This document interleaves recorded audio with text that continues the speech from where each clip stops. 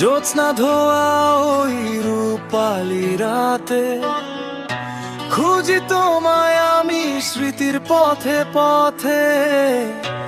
অন্ধকারে তুমি এক চিলতে হাসি, বলো না কেন তোমায় এত ভালোবাসি।